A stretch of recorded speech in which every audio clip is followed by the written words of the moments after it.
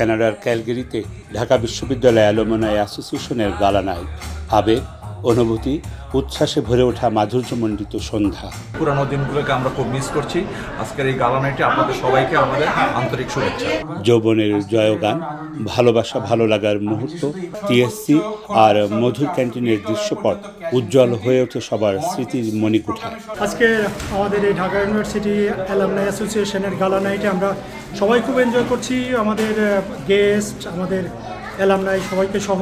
অনুষ্ঠানে ছিল স্মৃতিচারণ, নাচ, গান আর অ্যালুমনাই পরিবারের চিরাচরিত আড্ডা।